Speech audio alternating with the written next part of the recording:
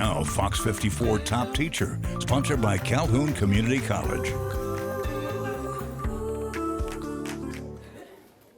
Class, let me have your attention. Mr. Moore, I would like to congratulate you for being awarded FOX54's Top Teacher Award.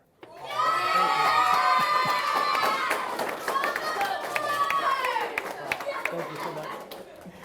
You deserve it. I appreciate you so much. Thank you so much. Okay. Rico, R-I-C-O, Moore, M-O-O-R-E. Excellent.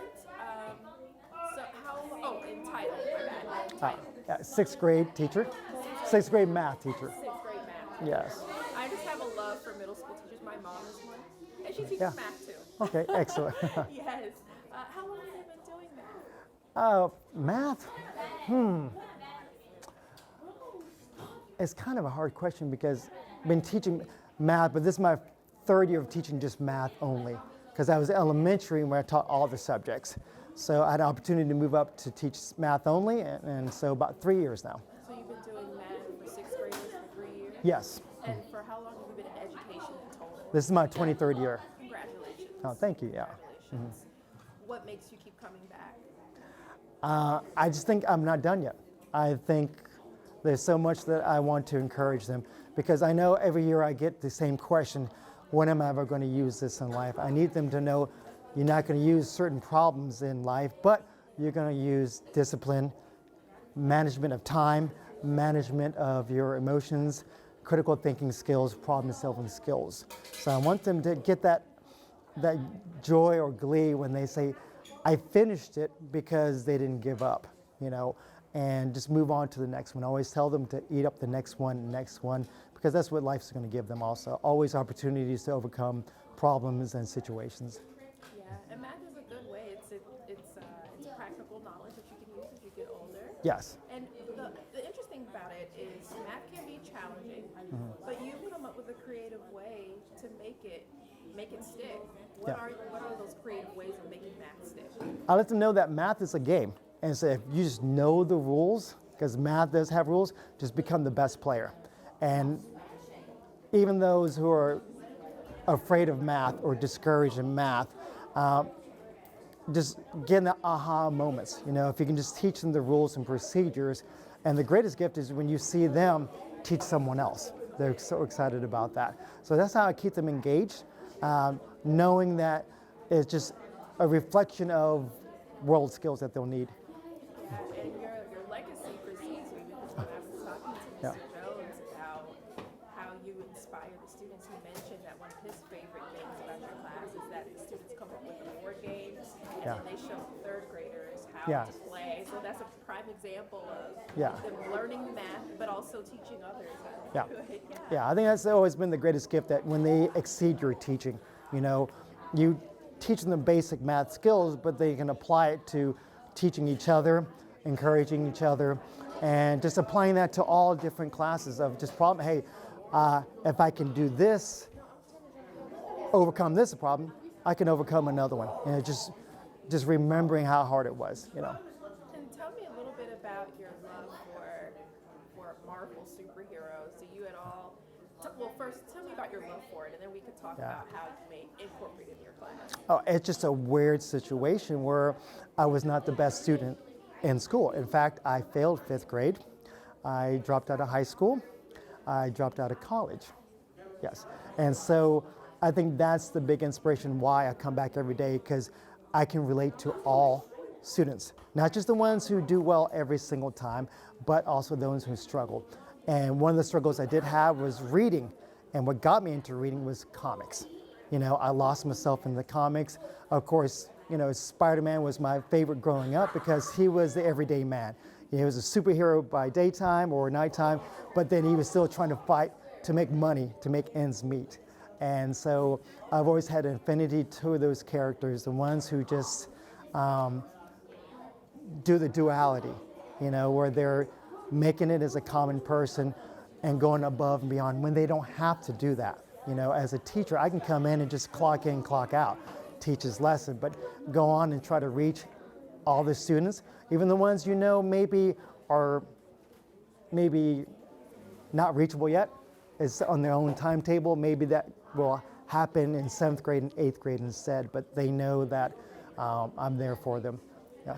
That's a beautiful backstory. Yeah. By any chance, do you have any comics books in your class or any examples of the board games that you and the students made? If you don't have them anywhere, that's fine. I was just wanting to use it as a reference. Yes. Chili Bears, I know we've been working on our games, and she would like to see any products that you've done so far, any rough drafts, any. Okay. So if you have anything she can use as a reference, Nikesh, I know you have your cards. Okay. Oh, okay. And if you could think of a student after we're done doing the interview. So we got ours first. Yes. Okay. Perfect. Yes, I would love to interview them. But I think that's it for me. Was there anything else that you wanted to say about your achievements? And Yeah. inspiring the Yes. Excuse me, yes. Yeah, okay. So at the end of the day, what keeps me coming back is knowing that all kids, even though they're changing, and they change every year. After 23 years, before COVID, there were always changes within the year. But one thing that remains is kids want to be heard, valued, and loved. So one of the things that we do every single morning, Chili Bears, and this is nothing new, right? So what is the one thing I always start with every class? That you love ourselves. You want us to love ourselves. Yeah, Yeah. you want us to love ourselves. Yeah. And you want us to go in that mirror and say, I love myself. Yes. So every morning we say, it pleases me to be first if I am, but I love you for who you are and who you're going to be. There's nothing you can do or say to make me love you more or less. And with that, I want you to love yourself. That is something they hear every single day, because I don't know who has not heard that from their home. So definitely by the time they come to class, they've heard that they've been loved every single day. Words of affirmation. Yes. I love that. Yeah. Would you may not answer that question, Yeah. but I'm going to ask anyway. Yeah. Would you consider Tyrone Jones, Tyronejones.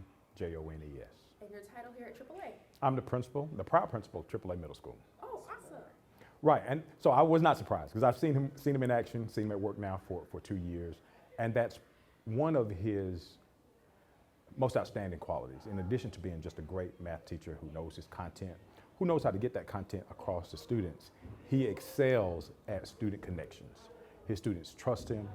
They give him all of their attention. Let me start over. That's fine. That's okay.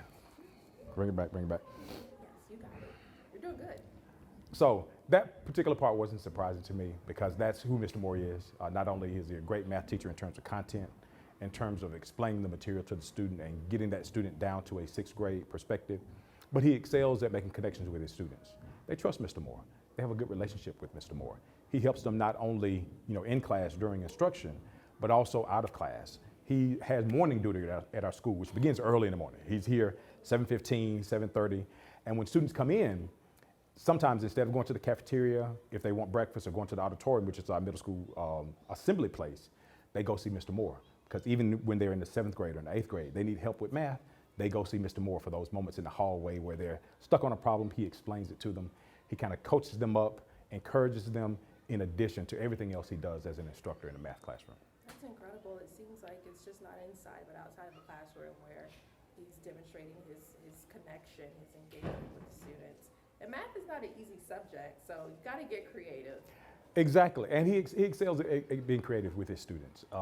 One of the favorite projects of his for me is he has the students construct a math game, a board game using math. And so they work on the rules, they're very deliberate about using math concepts to construct the game.